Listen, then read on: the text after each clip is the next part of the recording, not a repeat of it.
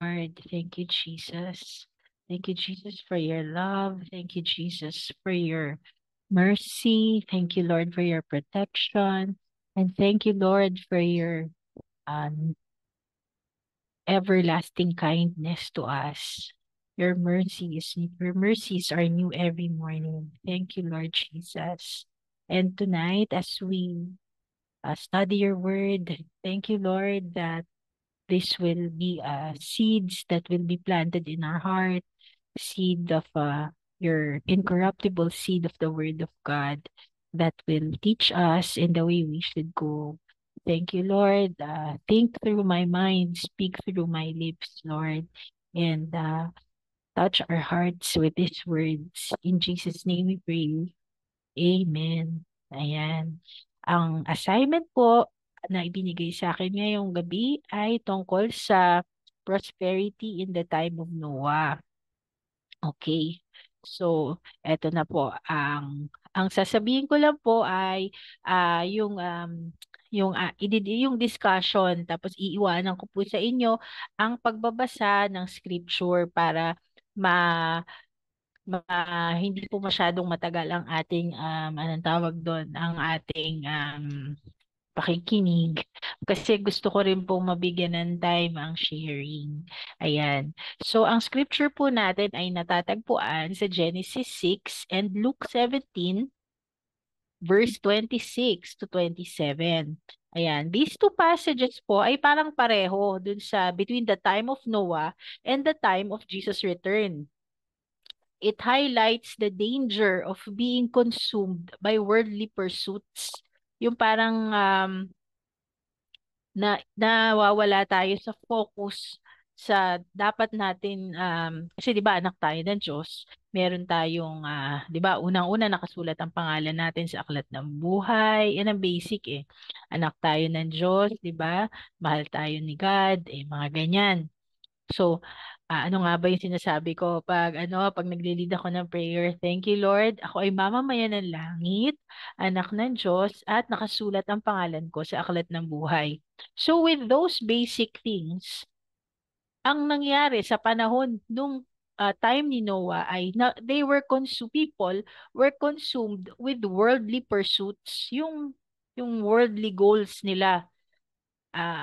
Sa panahon natin, ano nga ba yung mga yon? So alam natin 'yan sa paligid natin, bills and needs, 'di ba? Usually, yung health, ano pa ba, yung emotions, 'di ba? Yung mind, will and emotions natin, yung soulish things. So even seemingly the yung mga things like prosperity. So Genesis 6, in the time of Noah, itong chapter na to describes the state of humanity before the flood.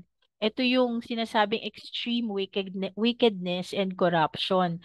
Yung mga sa nakaraang mga lessons na inaral natin, na-discuss din natin to, meron talagang extreme wickedness and corruption.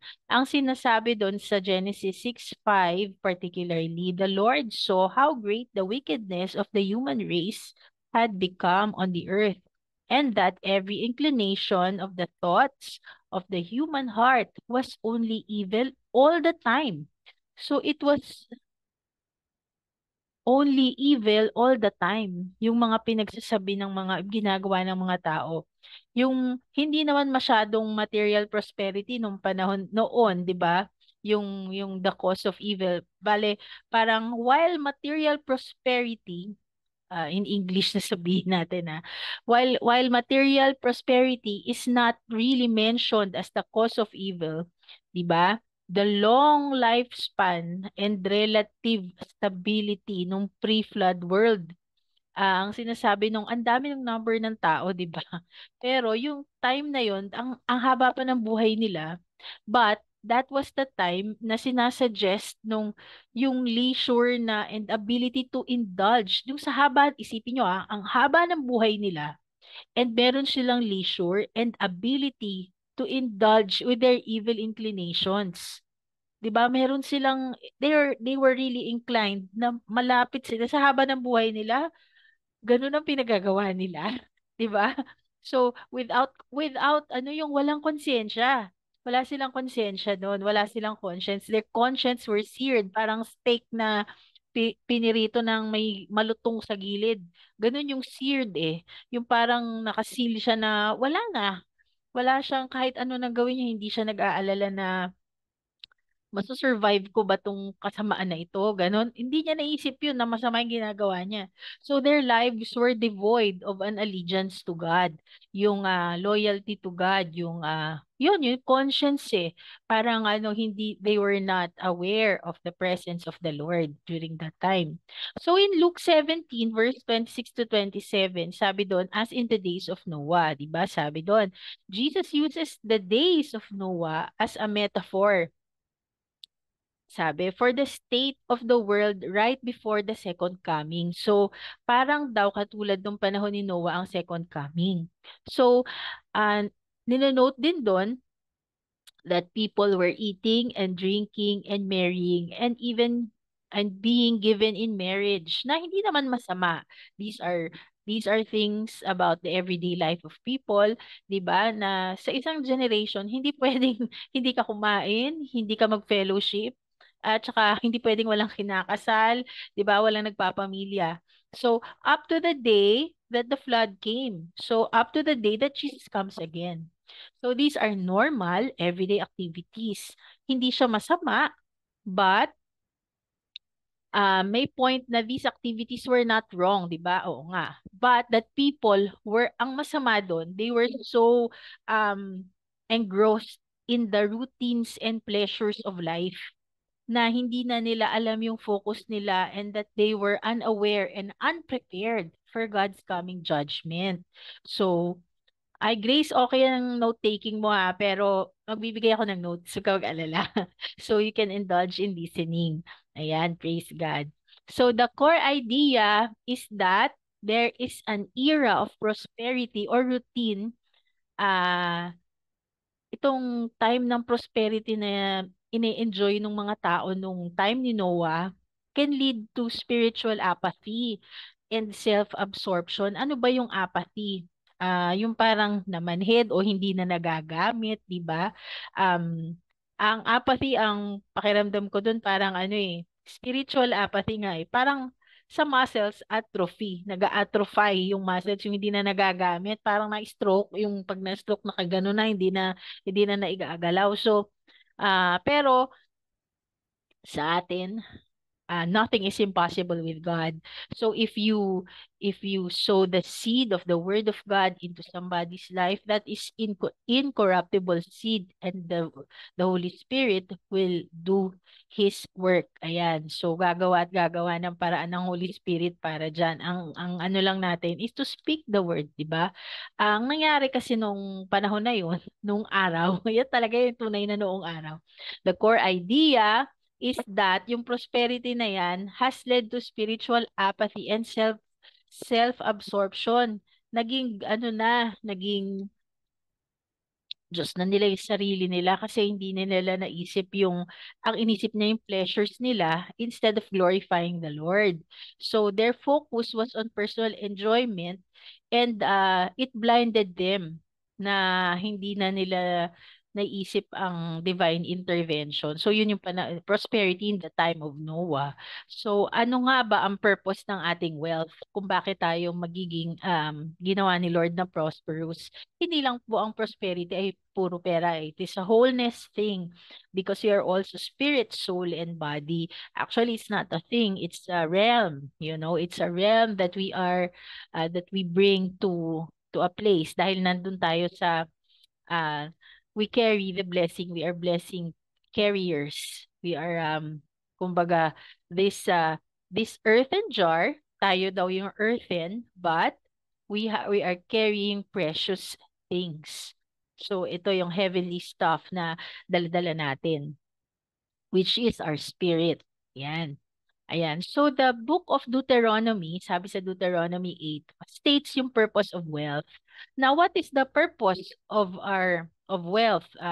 Specifically material wealth, 'di ba? Pero kaya nga sabi ko, 'di ba sabi health is wealth, totoo din 'yon. We are spirit, we have a soul, and we live in a body. So it's three parts. Marami po yung parts, maraming sides na pwedeng sabihin natin. We are prosperous in every way. Kaya sinasabi natin yun. So specifically, chapter 8 says, oops, yan. May pa talaga pumapasok yung mga inquiry ko. Mamaya na kayo. Ayan. The book of Deuteronomy specifically states, yan, yung directly addresses God's intentions for material blessing. Ayan. And it also provides counter perspective to the self-absorbed focus nung katulad ng panahon ni Noah. Kasi ang sinasabi diyan ang wina-warning niya ng Deuteronomy dun sa chapter 8 is wina-warn niya yung Israelites na pine-prepare, as they prepare to enter the promised land, yung land nga of abundance. Ang sinasabi dito sa Deuteronomy is uh, the remembrance and humility during prosperity. Ano ibig sabihin ng humility? To hindi naman yung papakadukha or okay po. Hindi lang yung gano'n yung parang ano na yon parang yung vow of anong tawag doon, vow of poverty. Wala tayong gano'n. 'Di ba? Kasi we should be rich eh. We should be rich because God is a rich God, 'di ba? So bakit nga ba tayo anong purpose ng ating prosperity? Ang sinasabi, ang humility is to submit to what the word of God says. 'Yun ang lagi nating sinasabi. That's the true definition of humility, submitting to the word of God. And if God wants me to have 10 million pesos na hindi galing sa flood control projects, 'di ba? Na it was given to me as a gift or in an inheritance, that would be, submitting to God's word because I know what to do with it. Yun. So, ano yung nasa Deuteronomy 8? Specifically na gusto ko i-discuss. Sabi sa Deuteronomy 8:17, a warning against pride. This text warns against the danger of becoming wealthy and then, hindi lang wealthy, and then thinking, my power and strength of my hand made me this wealth. Ay, pinaghirapan ko to eh. Yan! Ako, ayan na. Self-glorification. I deserve, yung mga ganyan. Deserve ko to. Actually, don't deserve anything eh. 'Di ba? This is all by the grace of God. Sa totoo lang. Kaya dapat lagi natin sinasabi, thank you, Lord. Kaya kung ano man yung meron tayo, talagang thank you, Lord. You know what? Pinractice namin to sa kami ni Jovi dito sa clinic. Thank you, Lord. Thank you, Lord pa rin. Kahit na isa lang yung pasyente, thank you, Lord pa rin. Kahit na barat yung pasyente, thank you, Lord pa din. Kasi yung mapapagpartehan namin dun sa binayad ng pasyente is also provision for us. 'Di ba? Thank you Lord pa rin. So meron kaming pasyente na ang hirap ng case niya. Barat siya, pero nagbigay pa siya ng merienda. Barat siya, pero nagbigay siya ng merienda sa amin. Kaya sabi ko, thank you Lord pa rin, 'di ba? Kasi probably that's only what she has during that time. But you know what? Na-blessed kami kasi nagugutom rin kami during that time. So, another thing is Deuteronomy 8:18. This verse provides the ultimate corrective. Ang sabi doon, ang topic na ito ay the source of wealth. But you shall remember the Lord your God, for it is He who gives you power to get wealth. It is He. It is God who gives us power to get wealth. Sino ba ang nagbigay sa akin ng favor and blessing para maging dentista on my part? Ha? Si God lang naman eh. Hindi naman ako pumasa kundi dahil sa favor niya. So God is the ultimate source of of our ability to prosper. Kayo, meron din kayong part na ganyan. So, i-share niyo mamaya.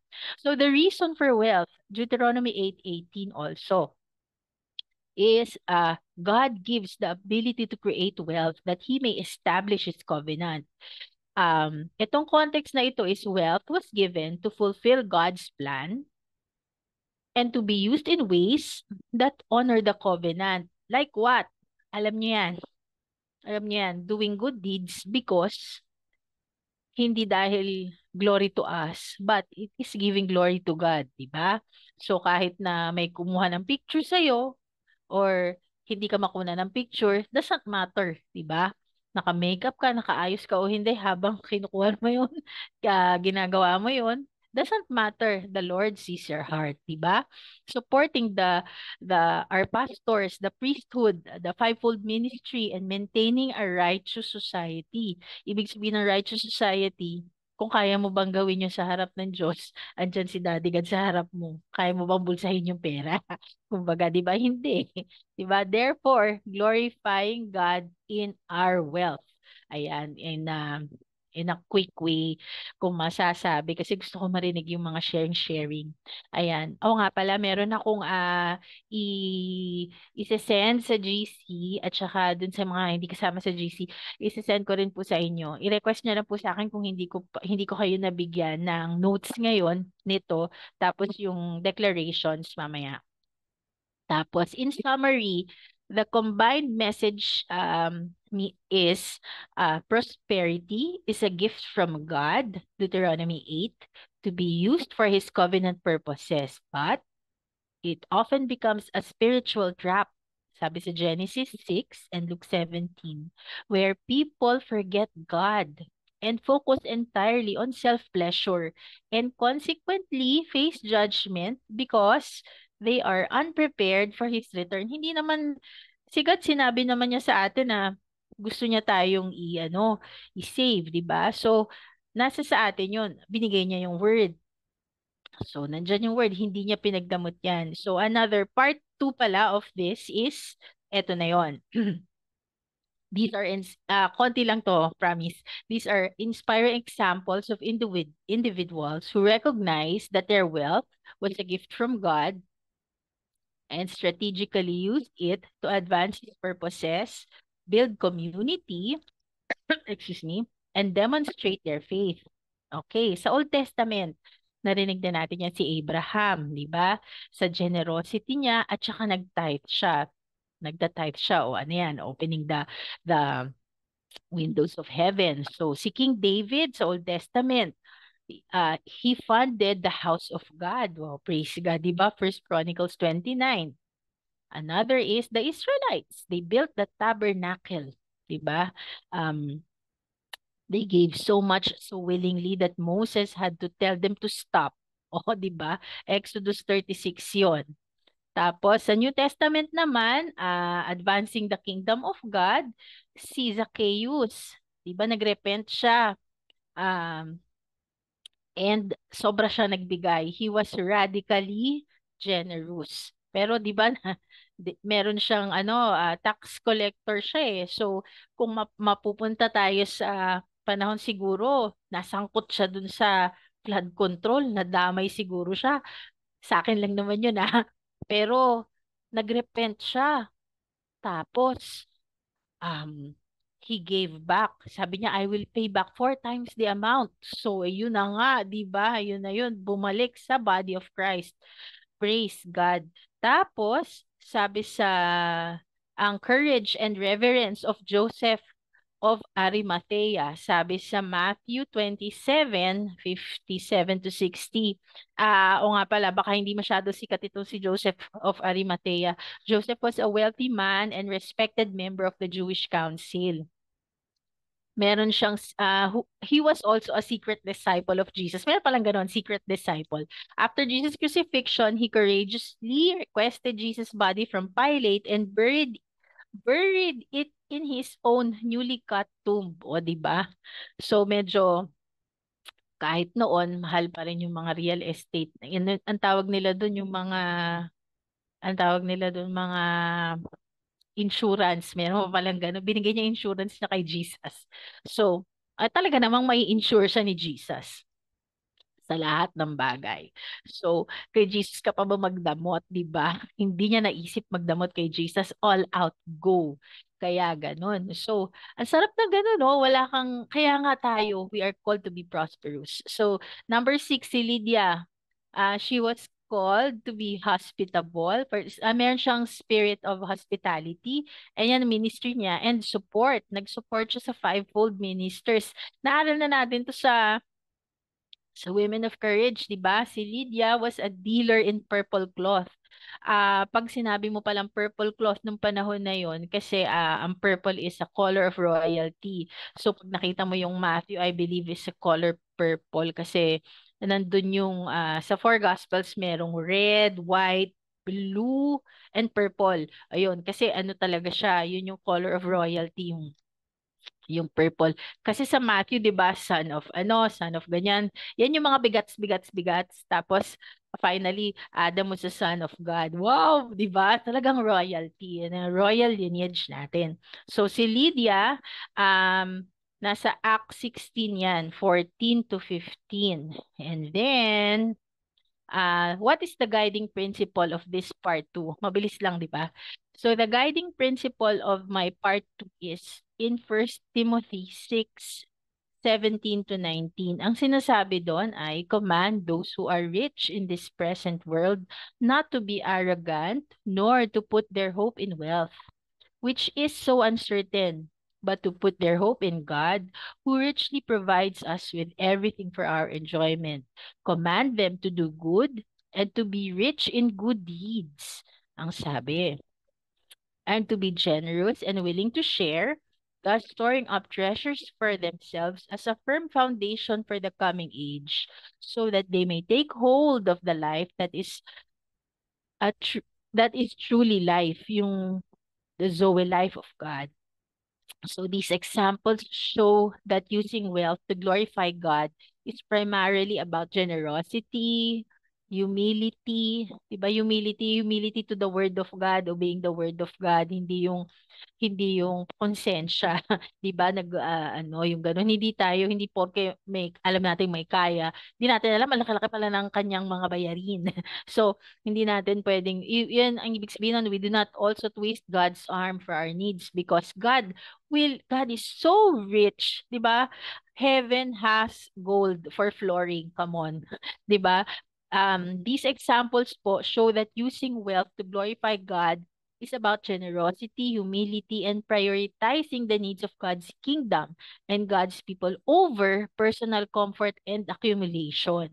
Kaya kung nalulungkot ako pag alam ko merong maghingi ng tulong tapos ang hirap, parang ang sikip sa chest, ang artist chest, ang sikip sa dibdib pag hindi ko mapagbigyan. Kaya sabi ko nalulungkot ako pag ganon. Pero you know what? God is bigger than may pet peeve na ganoon because like halimbawa mo meron akong ito lagi kong pinipray na all their needs will be met and all their bills will be paid kahit shopping money kahit sa mga pets nila itong mga pastors natin si Pastor O and Miss Famlin. Kaya pag meron sa mga missionary sila, no, may nagbigay sa akin ng ganito. Sabi ko, ay praise God. Alam mo kahit hindi dumaan sa akin, ang saya-saya ko para sa inyo. Kasi yung ginagawa nilang pag-cover sa atin, napaka napaka selfless no, sabi nga, it's a thankless job. But you know what?